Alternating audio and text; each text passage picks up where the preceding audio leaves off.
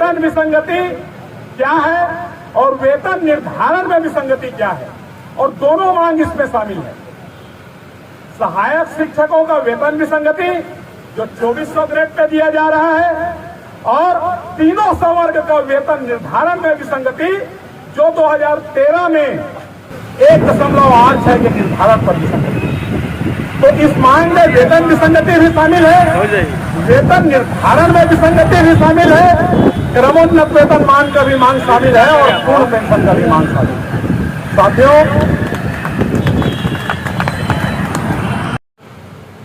चौथा वेतनमान जब शासकीय शिक्षकों के लिए आया 1200, 1400 और 1640, उस समय वेतन विसंगति नहीं था। उस समय वर्ग 3 और वर्ग 2 में मैंने सहायक शिक्षक और शिक्षक में 200 का अंतर था, शिक्षक और व्याख्याता में 240 रुपया का अंतर। उसके बाद जब एक 86 को चौथा वेतनमान आया था, 96 को जब पांचवा वेतनमान आया 1 जनवरी 1996 को, वहीं से वेतन विसंगति सहायक शिक्षक की शुरुआत हुई।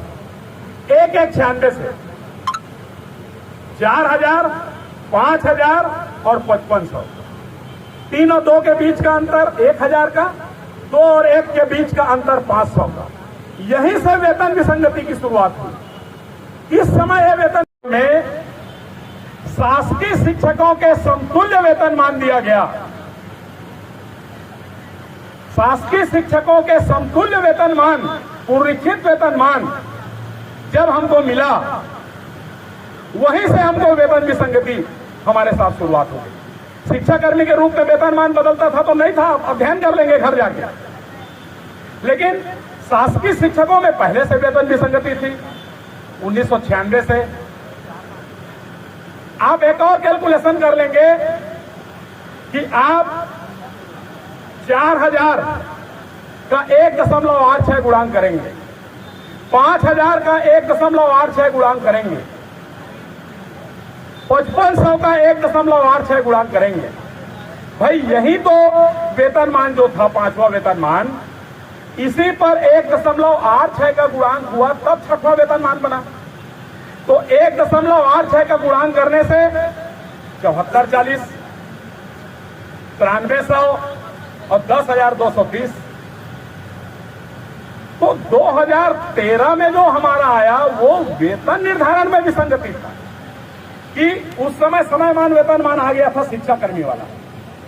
उस वेतनमान के आधार पर 1.86 का गुणांक किया जाना था, वो 1.86 गुणांक नहीं किया गया। जो पांचवा वेतनमान था 4000, 5000 और 5500 का, और हम लोगों को पांचवा वेतनमान कभी नहीं मिला, हम लोगों को कभी चौथा वेतनमान नहीं मिला शिक्षाकर्मी के रूप में। आप देख लीजिए, चौथा वेतनमान कभी नहीं मिला जो शासकीय शिक्षकों का था, पांचवा वेतनमान नहीं मिला। जब छठवां वेतनमान उनके समतुल्य मिला तो वेतन विसंगति की शुरुआत हो गई, क्योंकि वो पहले से निर्मित हो चुकी थी।